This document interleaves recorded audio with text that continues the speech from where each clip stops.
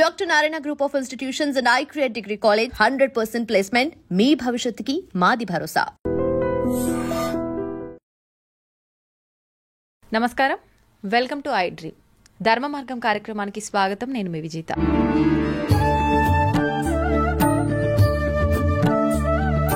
ప్రస్తుతం మనతో పాటు ఉన్నారు గోవర్ధనికో విలేజ్ లో. వారు ఎన్నో సేవలను అందించి కృష్ణతత్వంలోని మెలకువలను, ఆధ్యాత్మిక మార్గంలోని మెలకువలను ఎప్పటికప్పుడు మనందరికీ కూడా తెలియజేస్తూ ఉంటారు. ప్రణవానంద ప్రభుజీ గారు ప్రస్తుతం నాతో పాటు ఉన్నారు. ఇప్పుడు వారితో మాట్లాడి మరిన్ని విషయాలు తెలుసుకుందాం. దేనికి సంబంధించి అంటే మనకు అతి త్వరలో వినాయక చవితి రాబోతుంది. నిజంగా పూర్వం నుండి వినాయక చవితి ఏ విధంగా జరుపుకునేవారు, ఇప్పుడు మనం జరుపుకునే విధానం అంతా కూడా కరెక్టేనా? మనం నిజంగా వినాయక చవితి పూజా విధానంలో ఎటువంటి విషయాలు దృష్టిలో పెట్టుకోవాలి, ఎటువంటి మెలకువలు పాటించాలి, ఈ పూజా విధానం ఏ రకంగా ఉంటే గణపయ్య ఆశీస్సులు మనందరం కూడా పొందగలుగుతాం, ఇలాంటి మరిన్ని విషయాలు ప్రభుజీతో మాట్లాడి తెలుసుకుందాం. హరే కృష్ణ ప్రభుజీ. హరే కృష్ణ మాతాజీ, ప్రణామాలు. ఎలా ఉన్నారు? బాగున్నాను ప్రభుజీ, మీరు ఎలా ఉన్నారు? బాగున్నాను. సంతోషం ప్రభుజీ. మిమ్మల్ని చూడగానే ఒక పాజిటివ్ వైబ్రేషన్స్ వస్తూ ఉంటాయి. ఆ ఫేస్ లో తెలియకుండానే చిరునవ్వు, చాలా శాంతంగా అనిపిస్తుంటుంది ప్రభుజీ. నిజంగా స్టూడియో అంతా కూడా. Thank you Prabhuji, thank you. సంతోషం ప్రభుజీ. వినాయక చవితి రాబోతోంది. నిజంగా పూర్వం నుంచి కూడా అసలు వినాయక చవితి జరుపుకునే విధానం ఏ రకంగా ఉంది? ఇప్పుడు చూసుకుంటే మనకు నవరాత్రుల్లో కూడా దేవుడికి పూజ చేయడం కంటే ఎక్కువ ఉత్సవాలు, హంగులు, ఆర్భాటాలు, పాటలు, రకరకాల సందడి చేస్తున్నారు. నిజంగా ఈ చేసే విధానం అంతా కరెక్టేనా? ఏ రకంగా చేసుకోవాలి? అసలు ఎలాంటి విషయాలు దృష్టిలో పెట్టుకోవాలి మనం వినాయక చవితి గురించి? ఏ రకంగా జరుపుకోవాలి? ఏదైనా తప్పు చేస్తున్నామా? చేస్తే ఏం తప్పు చేస్తున్నామా పూజలో? చాలా మంచి ప్రశ్న అడిగారు. ఇప్పుడు వినాయక చవితి రాబోతుంది, అందరూ కూడా సిద్ధమవుతున్నారు వినాయక ఉత్సవాలు చేయడానికి. మన సనాతన ధర్మంలో ప్రతి ఒక్క ఉత్సవం కూడా ఎంతో ఆనందంతో, ప్రకృతికి దగ్గరగా, మన భక్తి భావనలు పెంచే విధంగా మన పెద్దలు వాటిని స్థాపన చేశారు. కానీ రోజు రోజుకి మీరు చూసేసరికండి మన యొక్క ఆనందాన్ని దేవుడి పేరు పెట్టి మనం పూజలు, పునస్కారాలన్నీ కూడా చేస్తున్నట్టుగా అనిపిస్తూ ఉన్నది ప్రస్తుత సమాజాన్ని చూస్తే. కరెక్ట్ ప్రభుజీ. మీకు కొన్ని విషయాలు చెప్తాను. నిజంగా మీకు ఆ గణపతి యొక్క ఆశీర్వాదం కావాలి అని అంటే మీరు చేయకూడని పనులేమిటి, చేయాల్సిన పనులేమిటి? మొట్టమొదటిది, ఒక మట్టి ప్రతిమనే మనం ఉపయోగించాలి భగవంతుడి యొక్క ఆరాధనకి. ఇప్పుడు ఆరాధన అనేది షో ఆఫ్ కాదండి. It's not a competition. వీళ్ళు ఇంత పెద్దది తెచ్చారు కాబట్టి నేను ఇంత పెద్దది పెట్టాలి, వాళ్ళు అంత పెద్దది తెచ్చారు కాబట్టి నేను ఇంత పెద్దది పెడతాను, వాళ్ళు ఒక 1 కిలోమీటర్ లైటింగ్ చేస్తారు, నేను 2 కిలోమీటర్స్ లైటింగ్ చేస్తాను. ఇది కాదండి వినాయకుడికి కావాల్సింది. పోటీగా ఒకరిని చూసి పోటీ కాదు కావాల్సింది. పోటీ నిజంగా పడాలి అని అంటే నేను ఎంత భక్తి శ్రద్ధలతో, నియమనిష్టలతో, తపస్సుతో చేశాను అనే వాటి విషయం పైన పోటీ పడాలి. నిజంగా చెప్పాలి అని అంటే ఎంత సాంస్కృతికంగా చేసుకున్నాము, ఎంత పర్యావరణానికి దగ్గరగా చేసుకున్నాము, ఎంత భక్తి భావనతో చేసుకున్నాము అనేది చాలా ముఖ్యం. ఇప్పుడు మీరు చూస్తారు, నేను ఒక దగ్గర చూశాను, చాలా బాధపడ్డానండి. వినాయక ఉత్సవము అని పైన పెద్ద బోర్డు ఉంది, వెనకాల గణపతి ఉన్నాడు, పూజ జరిగింది, దీపం ఉన్నది, అంతున్నది, కానీ ముందట సినిమా పాటలు పెట్టి డాన్స్ చేస్తున్నారు. ప్రతిసారి జరిగేది ఇదే ప్రభుజీ, నవరాత్రుల్లో కూడా. ఎంత ఎంత ఆశ్చర్యం వేసింది అని అంటే ఒక్కసారి ఆలోచించండి, వెనకాలన్నది ఎవరు? నిజంగా మనకి ఆ భావన ఉంటే గణపతి సాక్షాత్తుగా అక్కడ ఉన్నాడు, ఈశ్వరుడి యొక్క కుమారుడు అక్కడ ఉన్నాడు, పార్వతీదేవి యొక్క తనయుడు అక్కడ ఉన్నాడు అని మీరు భావన చేస్తే ఎంత రెస్పెక్ట్ఫుల్గా ఉంటారండి. ఇప్పుడు మీకు ఒక విషయం చెప్తాను. నేను ఒక సాధువుని మన దగ్గరకు వచ్చినప్పుడే మీరు కొద్దిగా సావధాన అయిపోతారు. ఇప్పుడు మనం ఎలా మాట్లాడాలి, ఎలా కూర్చోవాలి, ఎలా ఉండాలి, మన మాటలన్నీ కూడా అంతే అంటారా లేదా? మీరు చెప్పండి. కరెక్ట్. అదే ఒక గణపతి దేవుడు మన ముందున్నారంటే మనం ఎంత సావధానంగా ఉండాలి, ఎంత భక్తి భావనతో ఉండాలి, ఎంత శ్రద్ధగా ఉండాలి. ఒకసారి మనము ఈ ఉత్సవాలు ఏం చేయాలి అంటే అండి, నాకు చాలాసార్లు మేము ఈ విషయాన్ని ప్రస్తావన చేశాను, మన సంస్కృతి సాంప్రదాయాలను ప్రోత్సహించే విధంగా ఉండాలి. మీకు ఒక విషయం చెప్తాను. మేము చిన్నప్పుడు ఒక ఆలయంలో ఒక కార్యక్రమానికి వెళ్ళినప్పుడు, వెంకటేశ్వర స్వామి బ్రహ్మోత్సవాలకు వెళ్ళినప్పుడు అక్కడ ఒకరోజు హరికథ చెప్పించారనమాట. ఒక లేడీ ఎంత బ్యూటిఫుల్గా ప్రహ్లాదోపాఖ్యానం చెప్పారు, ఎంత బ్యూటిఫుల్గా ధృవ చరిత్ర చెప్పారు అని అంటే I was just mesmerised. 1.5 hours నేను అలానే చూస్తున్నాను అనమాట. దాని తర్వాత ఆవిడతో మాట్లాడాను నేను, అమ్మ మీ టీం అంతా ఇంత బాగా చేశారు. I was in 9th class అప్పుడు. అయితే నేను అడిగాను ఎంత బాగా చేశారు, అసలు ఎక్కడి నుంచి నేర్చుకున్నారంటే మేము మా అమ్మగారు నాన్నగారు వీళ్ళందరూ నేర్పించారండి. అసలు మీరు ఇంకెక్కడెక్కడ పర్ఫామ్ చేస్తారంటే ఇప్పుడు మమ్మల్ని ఎవ్వరూ ఎక్కడికి పిలవరు, ఎప్పుడో ఒకసారి సంవత్సరంలో 2-3 ప్రోగ్రామ్స్కి వస్తే చాలా గొప్ప విషయం. మాకు గుర్తింపే లేదండి. మీకు అవధానాలు తెలుసు, మీకు అష్టావధానం అని చేస్తారు, శతావధానం అని చేస్తారు. తెలుగు సాహిత్యం ఎంత గొప్పగా దాంట్లో ప్రదర్శిస్తారు. మనకి ఎంత కూచిపూడి, భరతనాట్యం, ఎంత సాంస్కృతికమైన కీర్తనలు, సంకీర్తనలు, హరినామ జపములు, ఎంత అద్భుతమైన విషయాలు మనం చేసుకోవచ్చు ఒక పండగ వాతావరణంలో. ఇప్పుడు తెలుసా అండి మీకు, ప్రపంచ దేశాలు మీరు ఇంటర్నెట్లో చూసే ఉంటారు, లండన్లో పెద్ద పెద్ద చర్చెస్లలో, పెద్ద పెద్ద చాపెల్స్లలో thousands of people కూర్చొని, అందరు వెస్టర్నర్స్, వాళ్ళందరూ కూర్చొని హరే కృష్ణ సంకీర్తన చేస్తూ ఉన్నారు. ఇంటర్నెట్లో చాలా మంది ఇప్పుడు వైరల్ అయిపోతున్న వీడియోస్ చూస్తుంటారు. ప్రపంచం మొత్తం కీర్తన్ అని అన్న వర్డ్ చూడండి, అందరు వచ్చేస్తుంటారు, హౌస్ఫుల్ అయిపోతాయి అనమాట అలాంటి షోస్. ఎందుకంటే జనాలందరికీ ఆ ఆధ్యాత్మికమైన ఆ వైబ్రేషన్స్, మీరు ఇందాక అన్నారు కదా ఆధ్యాత్మిక వైబ్రేషన్స్ ఫీల్ అవుతామని, అది భగవన్నామంలో ఉన్నది. కలో దోష నిదే రాజన్ అస్తి ఏకోన్మహాన్ గుణాన్ కీర్తనాతేవ కృష్ణస్య ముక్త సంగ పరం వ్రజేత్ అని భాగవతం చెప్తుంది మనకి. ఎక్కడైతే హరినామం చేస్తారో, ఎక్కడైతే భగవన్నామ సంకీర్తన జరుగుతుందో అది మొత్తం ప్రపంచానికి మేలు చేస్తుంది. ఆధ్యాత్మిక వైబ్రేషన్స్ మొత్తం స్ప్రెడ్ అయిపోతాయి అన్నమాట. ఇప్పుడు దైవారాధన జరిగినప్పుడు దైవికమైన కార్యక్రమాలు చేయాలి కదండి.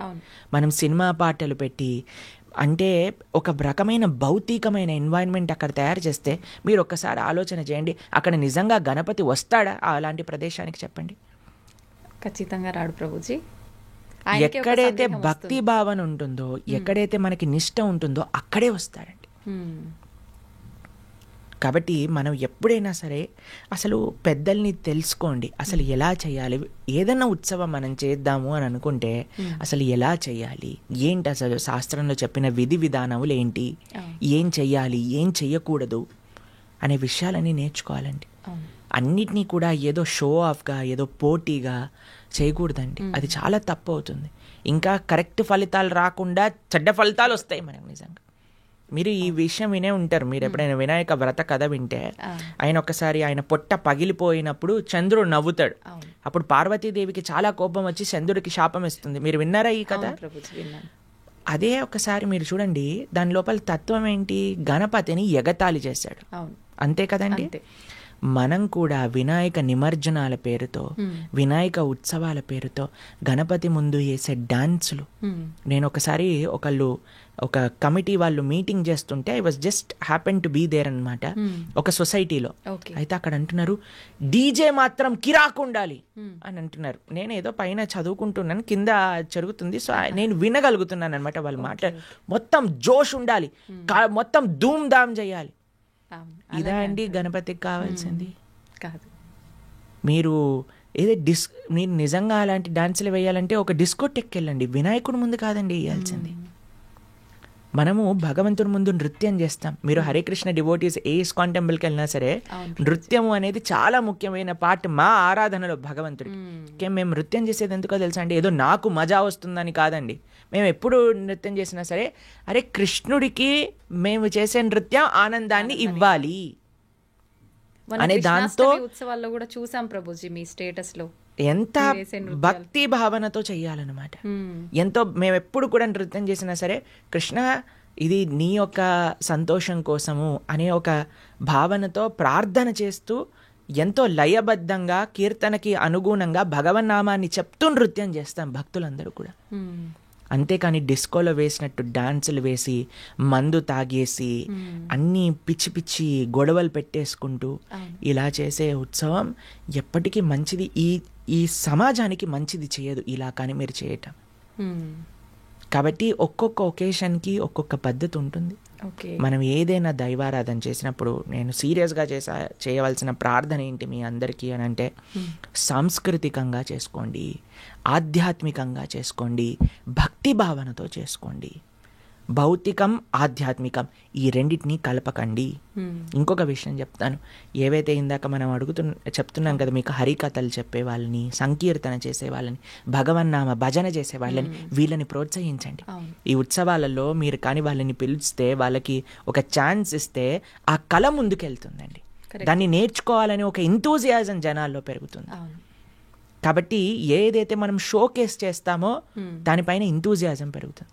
కాబట్టి మేము అందరికీ మా చేతులు జోడించి చేయాల్సిన ప్రార్థన ఏదన్నా ఉంటే, భగవంతుడిని, దేవుడిని అర్థం చేసుకోండి, ఆ సీరియస్నెస్ని అర్థం చేసుకోండి. మన సనాతన ధర్మం యొక్క బ్యూటీ ఏంటి అని అంటే, it is well connected with nature, spirituality and happiness. ఆనందం అంటే కేవలం ఈ పిచ్చి పనులు చేయటంలో ఆనందం రాదు.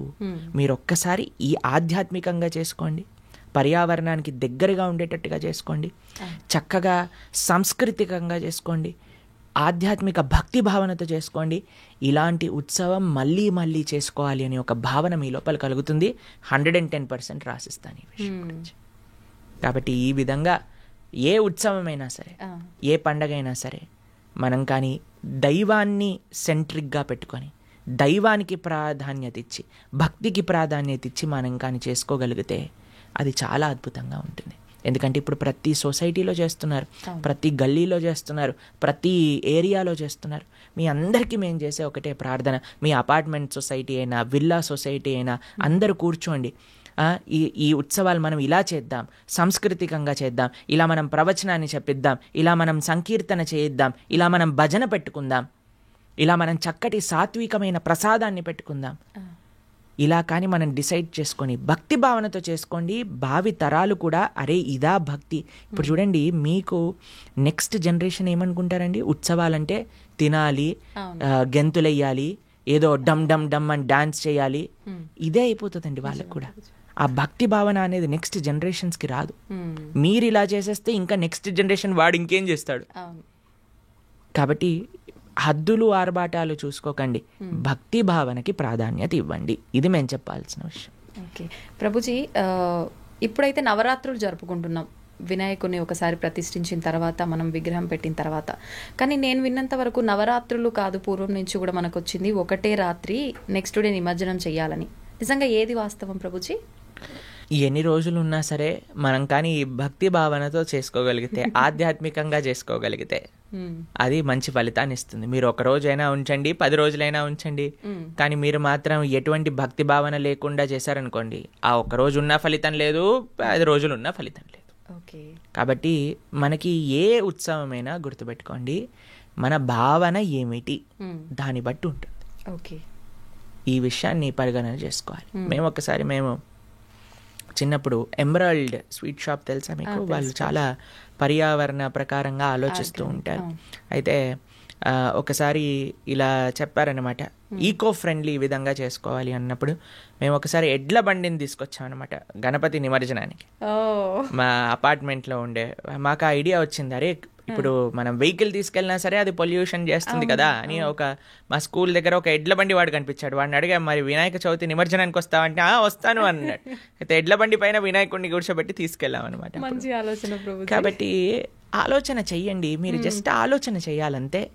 ఎంత మనకి ధర్మం అంటే ఏంటో తెలియదా అండి, ఆధ్యాత్మికం అంటే ఏంటో తెలియదా అండి, సంస్కృతి సాంప్రదాయాలు అంటే ఏంటో తెలియదా అండి. ఆ విధంగా ఒక ఉత్సవాన్ని చేసుకోవడానికి ప్రయత్నం చేయండి వీలున్నంత. ఇప్పుడు చూడండి, డిస్కో వీటిని పెట్టడానికి, బ్యాండ్లు పెట్టడానికి, తర్వాత హద్దులు ఆర్భాటాలకు వెళ్ళడానికి ఎంత డబ్బులు వేస్ట్ అయిపోతాయి. ఆ డబ్బుల్ని మీరు మంచి కార్యక్రమాలకి, ఈ సొసైటీ వాళ్ళందరూ కూడా దగ్గరకు వచ్చి మనం ఇంతమందికి అన్నదానం చేద్దాం, మనం ఇంతమందికి చక్కగా ఆలయానికి, ఒక ప్రాజెక్ట్కి ఎక్కడైతే భగవంతుడి యొక్క సేవ చేస్తుందో దానికి డొనేట్ చేయండి, లేదా 10 మందికి అన్నం పెట్టడానికి ప్రయత్నం చేయండి, మంచి కార్యక్రమాలు చేయడానికి ప్రయత్నం చేయండి కదా. అనవసరంగా మన ఎంజాయ్మెంట్కి దేవుడికి ఇచ్చిన డబ్బుల్ని ఖర్చు పెట్టి దాని తర్వాత దానివల్ల పాపం మూట పెట్టుకునే అవసరం లేదు కదండి. అది సంగతి. ప్రభుజీ, వినాయకుడిని రకరకాల ఆకులతో, పత్రాలతో పూజిస్తుంటారు. ఎందుకని ప్రభుజీ అన్ని రకాల పత్రాలతో ఎందుకు పూజించాలి? దేవారాధన చాలా సింపుల్ అండి.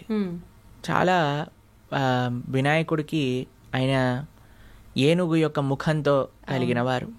ఆయనకి మోదకములు, ఉండ్రాళ్ళు, కుడుములు ఇవన్నీ చాలా విశేషంగా ఇష్టం.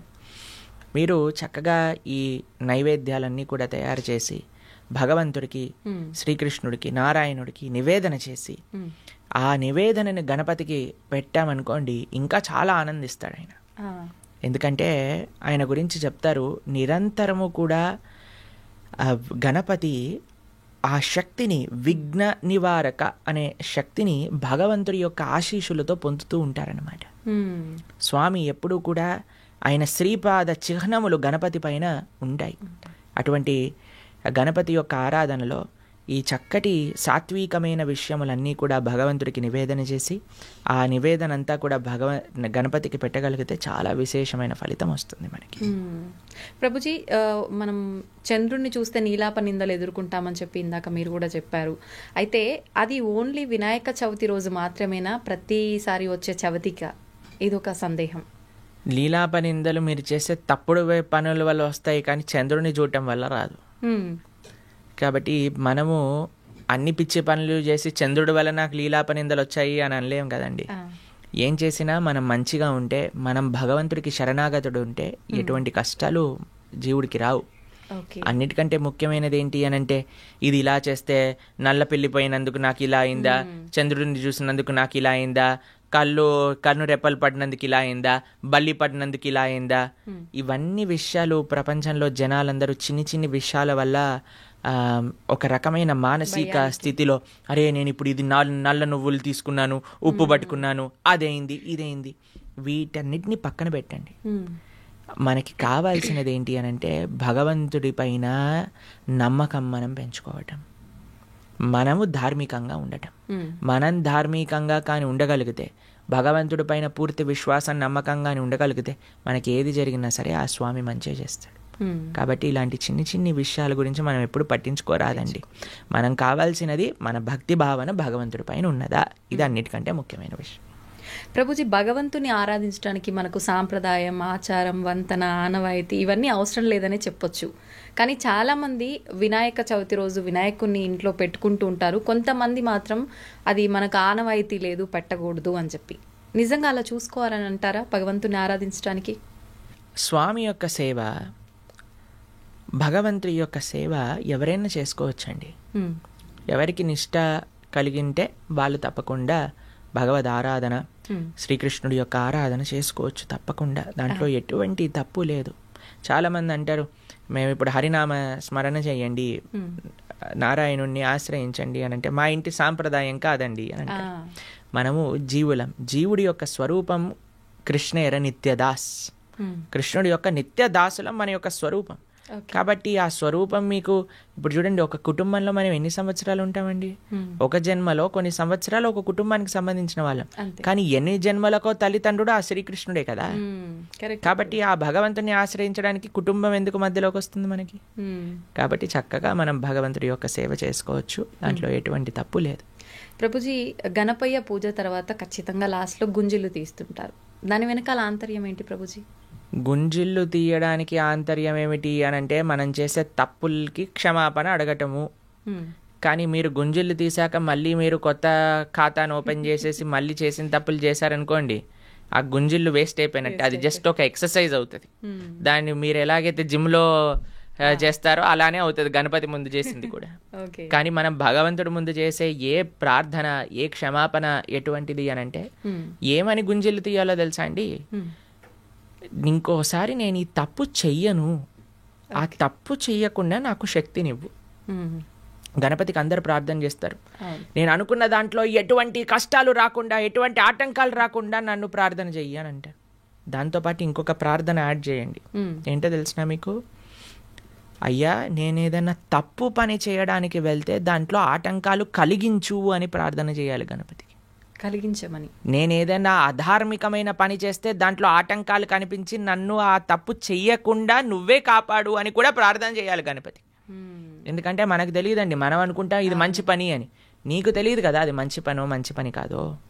కాబట్టి భగవంతుడి పైన నమ్మకం పెట్టుకోవాలి, గణపతికి ప్రార్థన చేయాలి. తండ్రి, ఏదైనా తప్పు మార్గంలోకి వెళ్తే నన్ను కాపాడు అనే ఒక ప్రార్థన కూడా మనం గణపతికి చేయొచ్చు. ఇంకొక విషయం చెప్తానండి, గణపతి మహాభారతాన్ని లిఖించారు. మీకు ఆ విషయం తెలుసా? తెలీదా? వేదవ్యాసుడు మహాభారతాన్ని రాయాలి అని అనుకున్నప్పుడు ఎవరు ఈ సేవ చేయగలుగుతారు అని చూస్తే గణపతిని పట్టుకొస్తారనమాట. మా వ్యాసుల వారు ఒక విషయం చెప్తారు, నేను చెప్తూ ఉంటాను, నువ్వు రాస్తూ ఉండాలి, కంటిన్యూస్గా రాస్తూ ఉండాలి అని అంటున్నప్పుడు ఆయన రాస్తూ రాస్తూ రాస్తూ ఉన్నప్పుడు ఆయన కలం ఏదైతే ఉందో అది విరిగిపోతుంది. అప్పుడే గణపతి దంతాన్ని విరక్కొట్టేసి రాయటం ప్రారంభం చేస్తారు. కాబట్టి ఎంత కర్తవ్య నిష్ఠ భగవత్ సేవలో గణపతికి ఉన్నది. ఆ శ్రీకృష్ణుడి యొక్క దివ్య చరిత్ర, శ్రీకృష్ణ భగవానుడి యొక్క భక్తుల యొక్క చరిత్ర నేను పూర్తి చేస్తాను అనే దృఢ నిశ్చయం, భగవంతుడి యొక్క సేవకి 100% కమిట్మెంట్ గణపతి చూపించారు. అలానే మనం కూడా భగవత్ సేవ, భగవద్ ఆరాధనలో నిష్ఠ ఉండాలి అని మనం గణపతికి ప్రార్థన చేయాలి. నాకు అలాంటి శక్తినివ్వు భగవంతుడి యొక్క సేవ చేసుకోవడానికి అని మనం ప్రార్థన చేయాలి. ఇంకొక విషయం చెప్తానండి, గణపతి యొక్క విగ్రహాన్ని మనం చూసేటప్పుడు మనకి ముందు ఆయన చెవులు కనిపిస్తాయి, పెద్ద చెవులు కనిపిస్తాయి. గణపతి సూచన ఏంటి అని అంటే మంచి విషయాలను వినటం నేర్చుకో. గణపతి ముఖం చూసారా మీరు ఎప్పుడైనా? నోరుని చూసారా? నోరు కనిపించదు, తొండం కింద ఉంటుంది. మనం మాత్రం మనల్ని ఎవరిని చూసారనుకోండి ఫస్ట్ మాట్లాడేస్తాం, మనం పెద్ద నోరేసుకొని కాకా కాకా కాకా అని కంటిన్యూస్గా మాట్లాడేస్తూ ఉంటాం. వద్దురా బాబు అన్నా సరే మాట్లాడేస్తూ ఉంటాం, మనం సజెషన్స్ అడగకపోయినా సరే మాట్లాడేస్తూ ఉంటాం. కానీ గణపతి ఏం చేస్తున్నాడంటే నువ్వు మాట్లాడక ఎక్కువగా. ఈ తగాదాలన్నీ కూడా, ఈ ప్రపంచంలో ఉండే కష్టాలన్నీ కూడా అనవసరంగా మాట్లాడటంలో వస్తూ ఉంటాయి. కాబట్టి తక్కువ మాట్లాడు, ఎక్కువ విను, మంచి మాటలను విను, వినటంలో శ్రద్ధ ఉంచు, మాట్లాడటంలో శ్రద్ధ. ఇప్పుడు ప్రపంచంలో ఉండే వాళ్ళందరూ మాట్లాడడానికి సిద్ధమైపోయారండి. ధర్మాధర్మ విచక్షణ లేకున్నా, శాస్త్ర పరిజ్ఞానం లేకున్నా నేను మాట్లాడేస్తాను ధర్మం, నాకు తోచిందే ధర్మము, నేను పట్టుకున్న కుందేలుకి 3 కాళ్ళు అన్నట్టుగా చేస్తూ ఉన్నారనమాట. మూర్ఖవాదనలు. కానీ అలా కాకుండా వినటం ప్రయత్నం చేయి. మంచి విషయాలు ఎవరైతే చెప్తున్నారో, మంచి మాటలు ఎవరైతే చెప్తున్నారో వాళ్ళ విషయాలు విని నేర్చుకో అని గణపతి మనకి సూచిస్తున్నారు. ప్రభుజీ, భక్తి అంటున్నాం, అసలు భక్తి అంటే భగవంతుడికి శరణాగతి చేయడమే అంటారా ప్రభుజీ? సర్వధర్మాన్ పరిత్యజ్య మామేకం శరణం వ్రజ. కరెక్ట్. భక్తి అంటే భగవంతుడికి శరణాగతి చేయడం. అసలు శరణాగతి అంటే ఏంటి? స్వామి నీవు నచ్చింది చెయ్యి, నీకు నచ్చింది, నీకు ఏది కరెక్ట్ అనిపిస్తే అది చెయ్యి. ఒక బేసిక్ ఆస్పెక్ట్ ఆఫ్ శరణాగతి ఏంటి అని అంటే భగవంతుడి పట్ల మనం డిమాండ్ చేయకూడదు, నాకు ఇది మంచిది ఇదే చేయాలి నువ్వు. అలా కాదు, అయ్యా నువ్వు ఏం చేసినా సరే నాకు మంచే చేస్తావు అని మన మనసులో ఉండే భావన. అవశ్య రక్షివో కృష్ణ, నువ్వు తప్పకుండా నన్ను రక్షిస్తావు స్వామి, నువ్వేం చేసినా కరెక్టే చేస్తావు, కాబట్టి నువ్వు నచ్చింది చెయ్యి తండ్రి అని ఫస్ట్ అన్నిటికంటే బేసిక్ విషయం చెప్తున్న శరణాగతిలో కనీసం ఇది భగవంతుడి దగ్గర అనగలగాలి. కానీ భగవంతుడి దగ్గరికి ఇప్పుడు పూజలు, వ్రతాలు, నోములన్నీ స్టార్ట్ అయిపోతున్నాయి కదా. ఈ నోములో ఇది చేస్తే నాకు ఈ ఫలితం వస్తుంది, ఏ నోము చేస్తే నాకు ఏ ఫలితం వస్తుంది, ఈ స్తోత్రం చదివితే నాకు ఇది అవుతుంది, ఆ పూజ చేస్తే నాకు అది అవుతుంది, ఇన్ని వారాలు ఇచ్చేస్తే నాకు ఇది అయిపోతుంది. సారీ సార్, ఇది భక్తి కాదు, ఇది కేవలం పూజ, ఆరాధన కాదు. పూజ చేస్తే పుణ్యం వస్తుంది, ఆరాధన చేస్తే భగవంతుడి యొక్క కృప, భగవంతుడి పట్ల ప్రేమ పెరుగుతుందన్నమాట. కాబట్టి తిరువారాధన అని మనము భగవద్భక్తి సాంప్రదాయంలో అంటాం. స్వామి యొక్క ఆరాధన అనేది యూజ్ చేస్తాం. ఆరాధన అంటే ఎప్పుడైతే ప్రేమ ఉంటుందో, అక్కడ ఎటువంటి అపేక్ష ఉండదో అది ఆరాధన అవుతుంది. కానీ నాకు ఇది కావాలి అని మనం చేస్తే అది పూజ అవుతుంది, దానివల్ల పుణ్యం మాత్రమే వస్తుంది, భక్తి రాదు.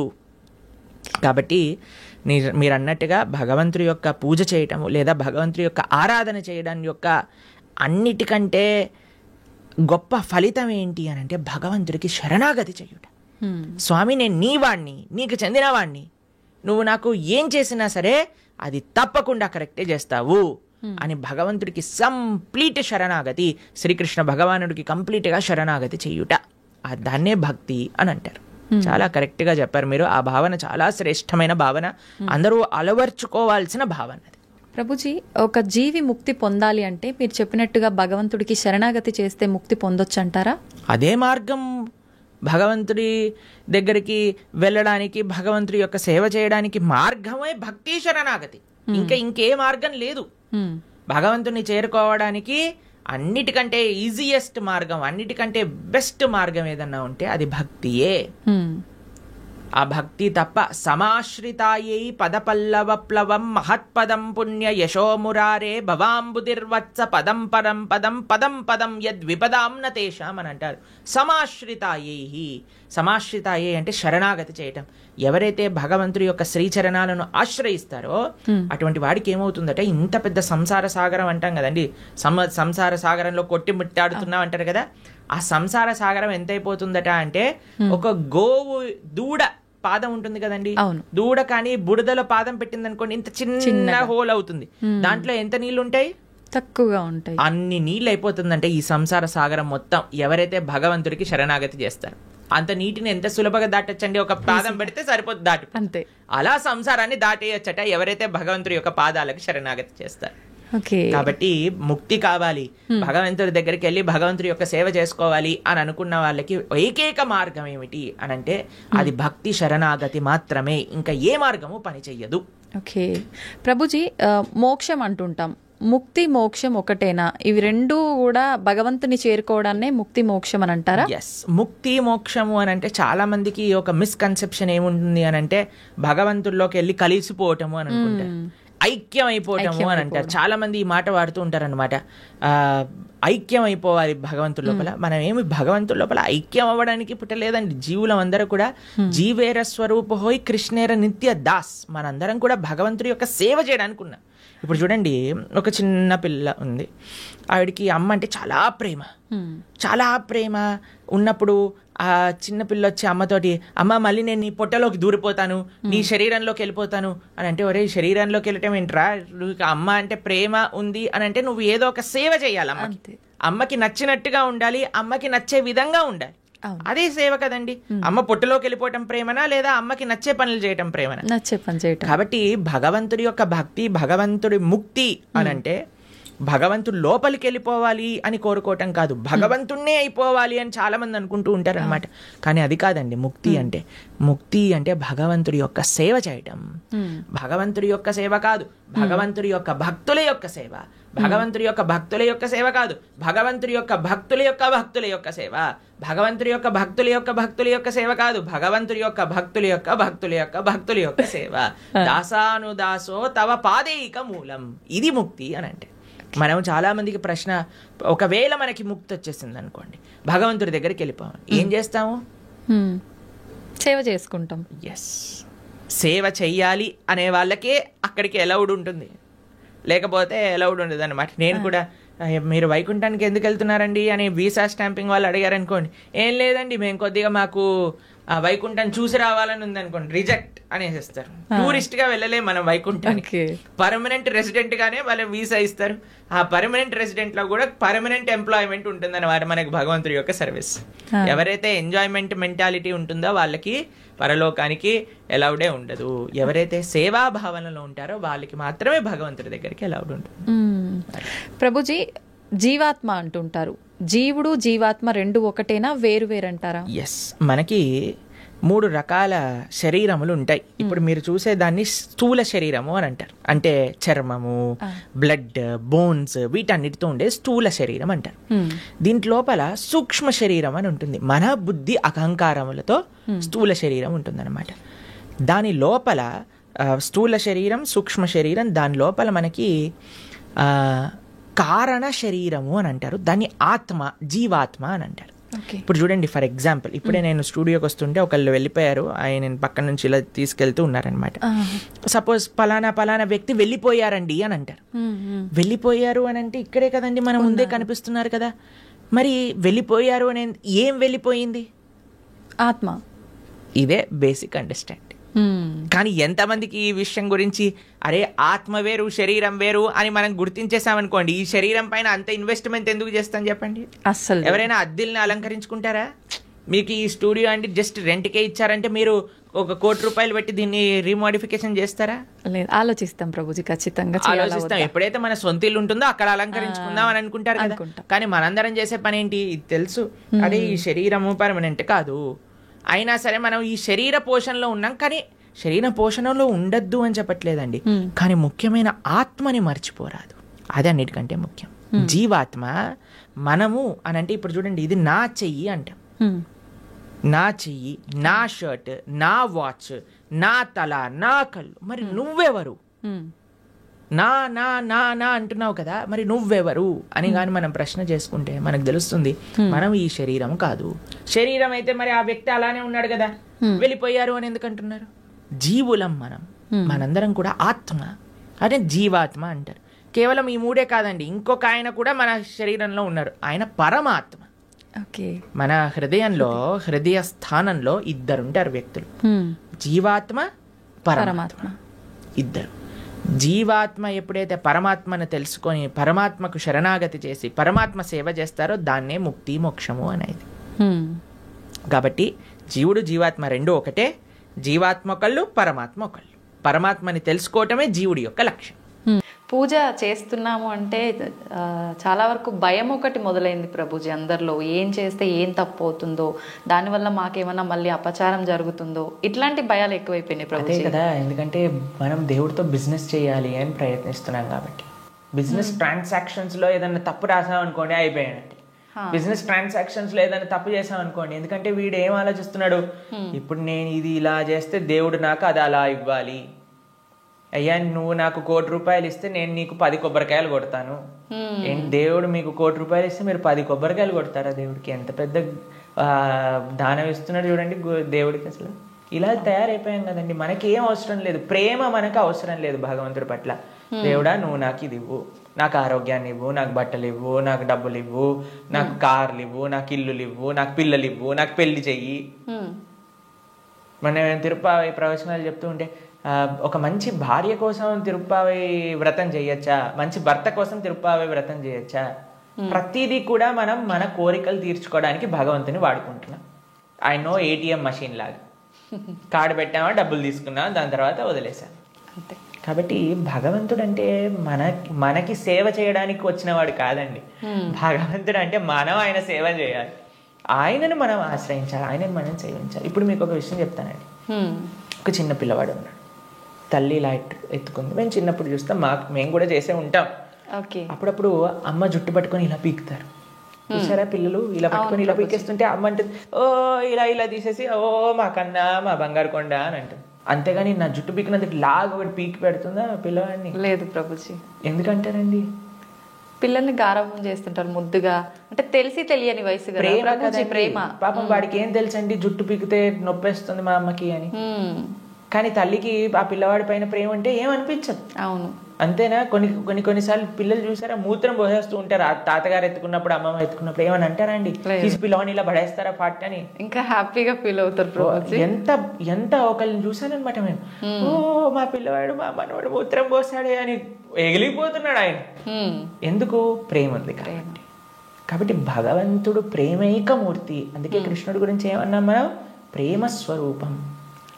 ఆయనని మాత్రం మనకి తెలియగా, అయ్యా నా భక్తిమాన్, నాకు భక్తి లేదండి, నాకు మంత్రాలు తెలియదు, నాకు నీ పైన అంత ప్రేమ లేదు స్వామి, నాకు తెలిసింది మా గురువులు చెప్పిన విధంగా నీకు పూజ చేస్తున్నా, నువ్వే అన్నిటినీ కాపాడుకో, నువ్వే ఇది ఆరాధన పూర్తి చెయ్యి అని ప్రేమతో చేస్తే స్వామి ఎందుకు అలా చేయడండి? ఎలా చేసినా సరే స్వామి స్వీకరిస్తాం. ప్రేమ ఉండాలంతే. కానీ మనకి ప్రేమ అవసరం లేదు, భగవంతుడు అవసరం లేదు. అయ్యా నువ్వు నాకు ఈ కోరిక తీర్చేసేయ్, ఇదే నాకు నీతో ఉండే సంబంధం, ఇంతే. కాబట్టి ఆధ్యాత్మిక వేత్తలు కూడా చేసే అన్నిటికంటే పెద్ద పొరపాటు ఏంటంటే భగవంతుణ్ణి కేవలం భౌతిక కోరికల కోసం ఆశ్రయించాలి అని చెప్పటం అన్నిటికంటే పెద్ద అపరాధం. కాబట్టి ఎప్పుడూ అలా చేయకూడదు. స్వామిని ప్రేమతో ఒక తండ్రిలా, ఒక పిల్లవాడిలా, లేదా ఒక స్వామిలా మనం ఆరాధన చేయాలి. కాబట్టి దాంట్లో ఎప్పుడు తప్పు ఉండదండి. ప్రభుజీ, సాధారణ భక్తులు ఆ రకంగా కృష్ణ భగవాను పూజించిన సేవ చేసుకున్నా కూడా వస్తాడా ప్రభుజీ భగవానుడు? ప్రేమతో పిలిస్తే వస్తారు, ఎవరు పిలిచినా వస్తారు, ఎవ్వరు పిలిచినా ఆయన వస్తారు. వ్యాధశ్చాచరణం ధ్రువస్య వయః విద్యా గజేంద్రస్య కా కుబ్జాయాం కిము నామ రూపమధికం కిం తత్సుధామోదనం వంశక్కో విదురస్య యాదవపతేరుగ్రస్య కిం పౌరుషం భక్త్యా తుష్టతి నహి గుణైర్భక్తి ప్రియో మాధవ. ఒక 5 ఏళ్ల పిల్లవాడు ధ్రువుడు పిలిచాడు, రాలేదా అండి భగవంతుడు? ఒక ఏనుగు పిలిచింది, గజేంద్రుడు వచ్చాడా లేదా? ఒక కుబ్జ అనే ఒక కురూపి స్త్రీ పిలిచింది, స్వామి కృపనిచ్చేశాడు కదా. ఉగ్రసేన మహారాజు, సుధామ, ఆయన పాపం డబ్బులే లేవు. కృష్ణుడు ఏ కులాన్ని చూసో లేదా జ్ఞానాన్ని చూసో లేదా డబ్బుల్ని చూసో అందాన్ని చూసో వయస్సుని చూసో యోగ్యతని చూసో రాడండి. భక్త్యా తుష్టతి నహి గుణేర్ భక్తి ప్రియో మాధవ.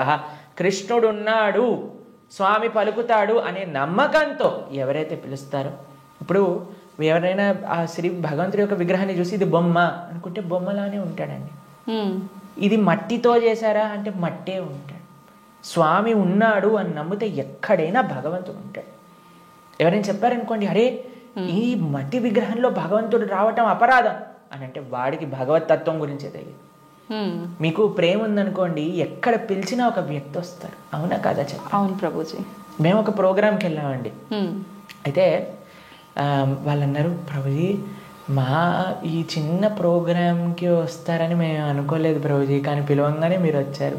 ఒక చిన్న వ్యక్తినండి, ఒక ఇన్సిగ్నిఫికెంట్ పర్సెంట్ లైక్ మీ ఒక దగ్గరికి వెళ్తే వాళ్ళు ఎంత ఆనందపడ్డారు. అరే మా ప్రదేశానికి కూడా వస్తారా, మా ఇంటికి వస్తారా ప్రభుజీ అని ఆనందపడ్డారు.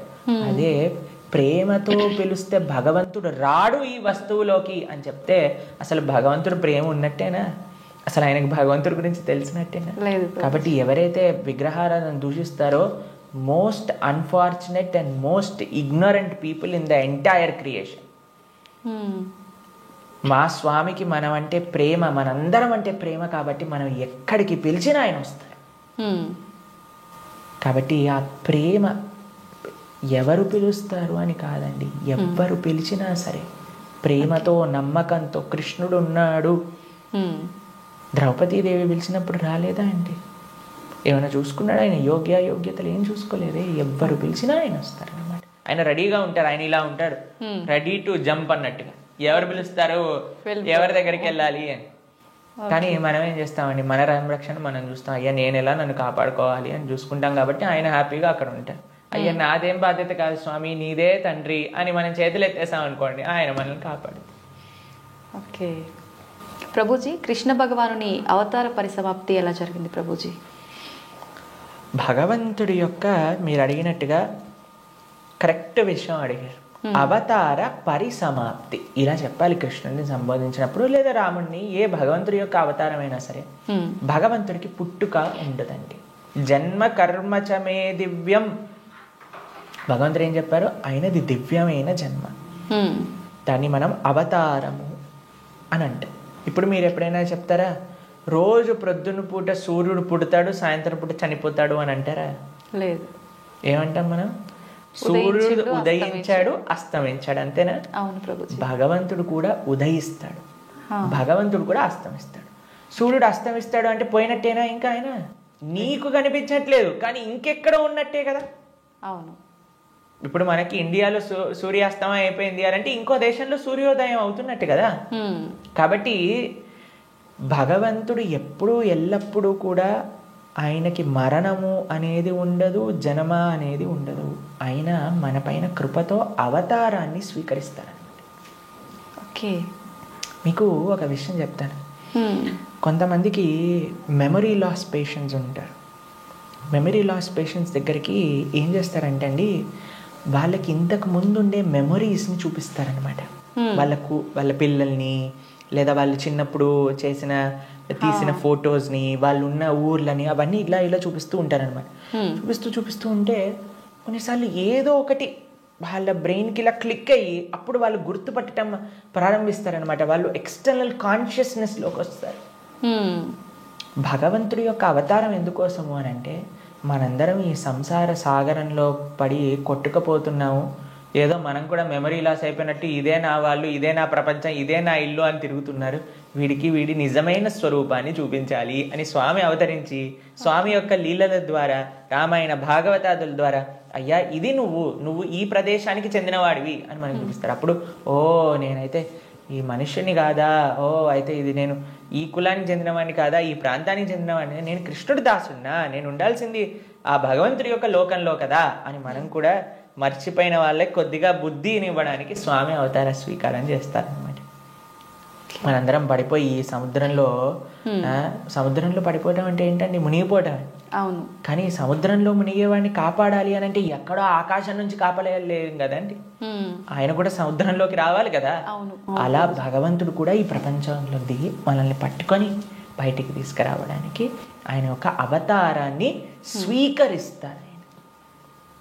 ఆ ప్రయోజనం అయిపోయినట్టు ఏంటి ప్రయోజనం భగవంతుడు అవతరించడానికి? భగవద్గీతలో కృష్ణుడు చెప్పారు, యదా యదా హి ధర్మస్య గ్లానిర్భవతి భారత. అయ్యా, ఎక్కడైతే ధర్మం నశిస్తుందో అక్కడక్కడ నేను అవతరిస్తా. పవిత్రానాయ సాధూనాం వినాశాయ చతుష్కృతాం ధర్మ సంస్థాపనార్థాయ సంభవామి యుగే యుగే. అయ్యా, ఎక్కడైతే భక్తుల్ని కాపాడాలో, ఎక్కడైతే అధర్మాన్ని నాశనం చేయాలో, ధర్మాన్ని స్థాపన చేయాలో అక్కడ నేను అవతరిస్తాను అని. కాబట్టి అప్పుడప్పుడు భగవంతుడు వివిధ రూపాలలో అవతరిస్తారు. అవతారం అయిపోయింది అంటే ఆ ప్రయోజనం అయిపోయింది అన్నప్పుడు అవతార పరిసమాప్తి చేస్తారనమాట.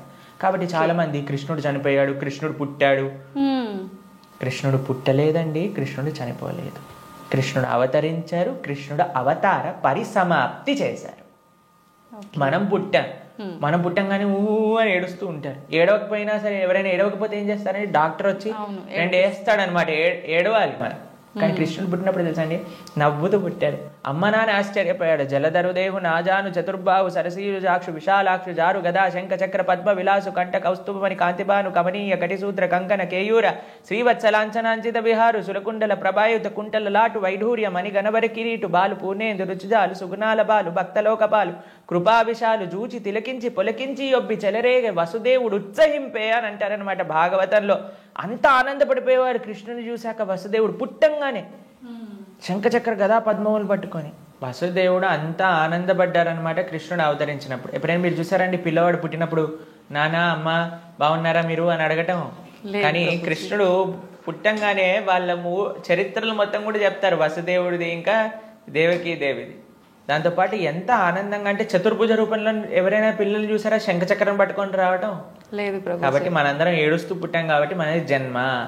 కానీ కృష్ణుడు నవ్వుతూ ఆయన యొక్క స్వరూపంతో అవతరించి తల్లిదండ్రుల్ని ఉద్ధరింపజేయడానికి స్వీకరించిన అవతారము అని అంటారు. కాబట్టి భగవంతుడికి ఎలా అయితే పుట్టుక లేదో అలానే మరణము కూడా లేదు. స్వామి ఎప్పుడు కూడా ఈ వర్డ్ యూజ్ చేయకూడదు కృష్ణుడి దగ్గర. కృష్ణుడు చనిపోయాడట, రాముడు చనిపోయాడట, ఇవన్నీ మనం అపరాధం అవుతుంది అనమాట. కాబట్టి మనం కరెక్ట్ గా మీరు చెప్పిన వర్డ్గా అవతార పరిసమాప్తి. కృష్ణుడి యొక్క అవతార పరిసమాప్తి ఎలా జరిగింది? మేము ఇన్స్టాగ్రామ్లలో యూట్యూబ్లలో ప్రకారంగా చెప్పట్లేదు, శాస్త్రంలో ఏ విధంగా ఉందో ఆ విధంగా చెప్తున్నాం. కాబట్టి దీంట్లో చాలా తేడా ఉంది. ఎందుకంటే మాకు అప్పుడప్పుడు రీల్స్ పంపిస్తూ ఉంటారు, అందులో ఏదో కృష్ణుడు ఇలా అయిపోయాడట అలా అయిపోయాడట అని చెప్తూ ఉంటారు. దాన్ని నమ్మకండి.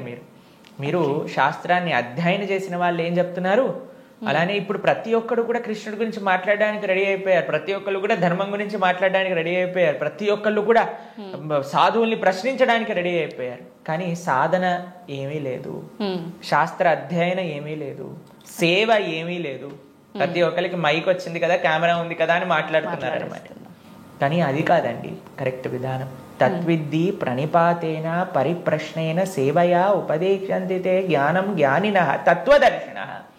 ఒక గురువు దగ్గరికి వెళ్ళి సేవ చేస్తూ ఎంత కష్టం తెలుసా అండి మీకు? ఒక విధంగా శాస్త్రం విషయాలు నేర్చుకోవాలి అని అంటే ఆ నమ్మకం, ఆ డెడికేషన్, ఆ ఇంట్రెస్ట్, ఆ సేవ, పరిప్రశ్న ఇవన్నీ కావాలి మనకి. ఇప్పుడు ఒక విషయం మనకి టీవీ మాధ్యమంగానో మన ఇంటర్నెట్ మాధ్యమంగానో అన్ని సులభము అయ్యాయి. ఆ సులభం అవ్వటంలో రెండు ఉన్నాయి. ఎవరైనా మాట్లాడింది మనం నమ్మేస్తాం. అలా కాదు. మనం ఎప్పుడు మేము ఒకటే విషయం చెప్తాం, ఎవరైతే సాధువులు చక్కటి పరంపరాగతంగా జ్ఞానాన్ని నేర్చుకున్నారో, ఎవరైతే శాస్త్ర అధ్యయన చేశారో అటువంటి వాళ్ళ దగ్గర నుంచి మనం వినాలి. ఎవరైతే గురువుల్ని ఆశ్రయించి గురువుల దగ్గర నుంచి విన్న వాళ్ళు ఉన్నారు, ఎవరైతే జీవితంలో సొంతంగా దాన్ని సాధన రూపంగా వాళ్ళు చేస్తున్నారో అటువంటి వాళ్ళ దగ్గర నుంచి వినాలి. కాబట్టి మనకి భాగవతం చెప్తుంది, భగవంతుడు ఒకానొక సమయంలో అయ్యా ఈ ప్రపంచంలో ఉండే అధర్మ మొత్తం కౌరవుల వైపు ఒక్కసారి అందరినీ గ్యాదర్ చేసేసి కంప్లీట్ చేసేస్తాడు అనమాట. ఇక అయిపోయింది అని అనుకున్నప్పుడు ఆయన చక్కగా ఒక దగ్గర ప్రభాస క్షేత్రము అనే ప్రదేశంలో ఆయన ఇలా ఉన్నారనమాట. ఉన్నప్పుడు ఒక వేటగాడు వచ్చి ఒక జింకని వేటాడుతున్న ఆయన కృష్ణుడి యొక్క పాదాన్ని, శ్రీపాదాలను చూస్తూ జింకలా అనుకొని బాణాన్ని వేశాను. వేసినప్పుడు అది కృష్ణుడి యొక్క పాదానికి తాకింది. మీకు ఒక విషయం చెప్తాను, లాజికల్గా ఆలోచిద్దాం. మీ అందరికీ లాజిక్ థింకింగ్ చాలా ఎక్కువ కదండి. పాదాలలో బుల్లెట్ దిగింది అని అనుకుందాం, బాణం కూడా పక్కన పెట్టేసేయండి, చనిపోయాడు అని మీరు ఎప్పుడైనా విన్నారా? లేదు. మన సీరియళ్ళల్లో, సినిమాలలో అయితే ఇక్కడ బుల్లెట్ తగినా సరే లేచి నించొని మళ్ళీ మాట్లాడిన వాళ్ళు ఉన్నారు. కాబట్టి పాదాలలో బాణం తలిగితే ఎలా కృష్ణుడిని అవతార సమాప్తి చేశారు, శరీరాన్ని చాలించేశారు అని ఎలా చెప్తాను చెప్పండి? కాబట్టి అదొక లీల. ఎందుకండి కృష్ణుడు ఇలా లీల చేశారు? ఎందుకంటే ఆయన చనిపోయాడు అని చెప్పడానికి కొంతమందికి వీలు చూపించాలి కదా. కృష్ణుడు అండి ఈజ్ నాట్. ఇప్పుడు కొంతమంది అంటారు, మా దేవుణ్ణి నమ్మకపోతే నువ్వు నరకానికి వెళ్ళాల్సిందే. కృష్ణుడు అలాంటి వాడు కాదనమాట. కాబట్టి అయ్యా నువ్వు నన్ను నమ్ముకో, నేను నీకు కావాల్సినంత శ్రద్ధ, విశ్వాసం, భక్తిని ఇస్తాను. నువ్వు నన్ను నమ్మకు, నీకు కావాల్సినన్ని రీజన్స్ ఇస్తాను నన్ను నమ్మకపోవడానికి. కాబట్టి అటువంటి వాళ్ళకు ఒక రీజన్ ఇవ్వడానికి అనమాట. భక్తులకి భగవంతుడు అంటే ఎంత అపరిమితమైన ప్రేమ ఉంటుంది అని అంటే స్వామి యొక్క అవతార పరిసమాప్తి గురించి. ఎందుకంటే స్వామి యొక్క ఈ ప్రపంచంలో ఇలా ఉన్న, స్వామి అక్కడ ఉన్న భక్తులకు ఒకటే. అప్పుడు జరా అనేవాడికి ఏం చెప్పారు? అయ్యా తప్పైపోయింది స్వామి, నీ శ్రీపాదానికి నేను బాణం వేసా అంటే ఏం కంగారు పడకు, నువ్వు వైకుంఠానికి వెళ్ళిపో అంటే ఆయన ప్రదక్షిణ చేసి ఆయన వైకుంఠానికి వెళ్ళిపోతాడు బాణం వేసినోడు. కానీ బాణం తలిగిన వాడేమో చనిపోయాడు, శరీరాన్ని విడిచిపెట్టేశారు. ఒకళ్ళు చెప్తున్నారు కృష్ణుడు నరకంలో ఉన్నాడట. ఏంటండి, బాణం వేసిన వాడిని వైకుంఠానికి పంపించి ఈయనెందుకు నరకానికి వెళ్తారు చెప్పండి? కాబట్టి భాగవతం ఏం చెప్తుంది అని అంటే ఆయన కృష్ణుడు అలానే నమ్ముతూ అందరూ దేవతలందరూ కూడా వాళ్ళ వాహనాలలో ఆకాశాన్ని మొత్తంలో కూర్చొని అయ్యా మా కోసం నువ్వు అవతరించావు, ఇంతమంది దుష్టుల్ని సంహరించావు అని పుష్పవృష్టి కురిపిస్తుండగా స్వశరీరంతో, అలాని శరీరం వదిలేసి కృష్ణుడు ఆత్మ వెళ్ళిపోయింది. కృష్ణుడికి ఆత్మ మనలాగా శరీరం వేరు వేరు కాదు, ఆయన సచ్చిదానంద స్వరూపం. మొత్తం ఆయనకి ఆత్మ వేరు, శరీరం వేరు, హార్ట్ వేరు అలా ఉండదండి. స్వామి ఒకటే ఒక అద్భుతమైన స్వరూపం అనమాట. ఆ స్వశరీరంతో ఆయన యొక్క నిత్యధామానికి వెళ్ళిపోయారు. శ్రీ వైకుంఠం గోలోకానికి ఆయన చేరుకున్నారనమాట. కాబట్టి ఆయన అవతరిస్తారు, అవతార పరిసమాప్తి చేస్తారు. Appears and disappears. అది భగవతత్వం.